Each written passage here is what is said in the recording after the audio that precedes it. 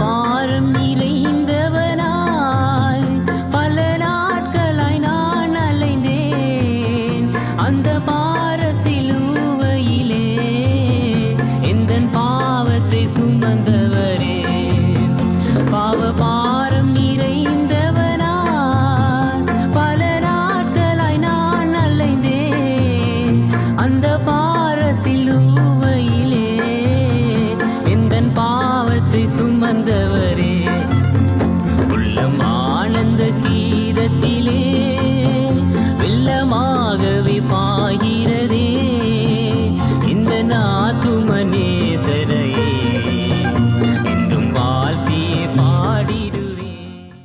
கர்த்தருக்குள் அன்பானவர்களே, அனுதினமும் கிறிஸ்துவுடன் தியான வேலைக்கு உங்களை அன்புடன் அழைக்கிறோம். இன்றைய தியானத்திற்கான வேத வாசிப்பு மத்தேயு 26 அதிகாரம் வசனங்கள் 36 முதல் 56 வரை. தியானத்திற்கான தலைப்பு அவரின் சித்தத்திற்காய் வாழ். ஆகிலும் என் சித்தத்தின்படி அல்ல, உம்முடைய சித்தத்தின்படியே ஆகக்கடவது என்று ஜெபம் பண்ணினார். மத்தேயு 26:39. நாம் நம்முடைய விருப்பப்படி நடக்கிறோம், நமக்கு விருப்பமானதை செய்கிறோம், நமது தேவைகள் எல்லாம் உடனுக்குடன் கிடைக்க வேண்டும் என்று ஆசிக்கிறோம்.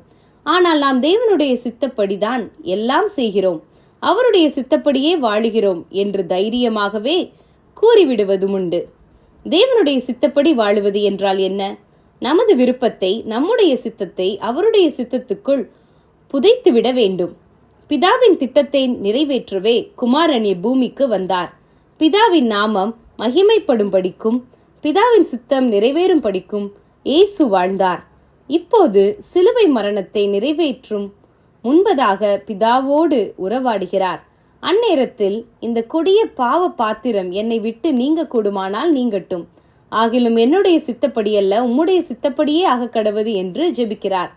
முழுமையாக தம்முடைய சித்தத்தை பிதாவின் சித்தத்திற்குள் இயேசு புதைத்து விடுவதை இங்கே காண்கிறோம். குஷ்டரோகி ஒருவன் இயேசுவிடம் வந்தபோது, ஆண்டவரே, உமக்கு சித்தமானால் என்னை குணமாக்க உம்மால் கூடும் என்கிறான். அதற்கு இயேசு, எனக்கு சித்தம் உண்டு, நீ சுத்தமாகு என்கிறார். அந்த கணமே அவனுடைய குஷ்டரோகம் மறைந்து போனது. அவன் மறுபடியும் இயேசுவிடம் நன்றி சொல்வதற்காக திரும்பி வந்தான். ஆனால் பழைய ஏற்பாட்டில் நாகமான் என்னும் படைத்தலைவன் குஷ்டரோகம் சுத்தமாக வேண்டும் என்று எலிசாவினிடத்தில் தேடி வருகிறான். எலிசா சொன்ன பிரகாரம் யோர்தானில் 7 தரம் மூழ்கி எழுந்திருக்க அவன் ஆயத்தமில்லை. காரணம், தான் வந்ததும் எலிசா தன்னிடத்தில் வந்து எண்ணெய் பூசி தன்னை சொஸ்தமாக்குவான் என்ற எண்ணத்தோடு அவன் புறப்பட்டு வந்திருந்தான். அப்படி நடக்காத போது தனது எண்ணத்தை அவன் ஒப்புக்கொடுக்க ஆயத்தமில்லை. எலிசா சொன்னதை செய்யவும் விருப்பமில்லை. தான் எண்ணியபடியே எல்லாம் நடக்க வேண்டும் என்று எண்ணினான். தனது பெருமையை, சுயத்தை விட்டு கொடுத்த போதுதானே அவன் குணமடைந்தான். இன்றும் நாம் தேவனுடைய நிறைவான சித்தம் நம்முடைய வாழ்வில் நிறைவேறாதபடிக்கு சுயநலமான சிந்தனைகளை பிடித்து கொண்டு இருக்கிறோமா? நமது சித்தத்தை தேவனுடைய சித்தத்திற்குள் அர்ப்பணிக்க தவறுகிறோமா? நமது வாழ்வில் அவரது சித்தம் இன்னதென்று அறிந்து அதற்கேற்ப வாழ நம்மை அர்ப்பணிப்போம். ஆகையால் நீங்கள் மதியற்றவர்களாயிராமல் கர்த்தருடைய சித்தம் இன்னதென்று உணர்ந்து கொள்ளுங்கள். எபேசியர் 5:17. ஜெபம் செய்வோமா?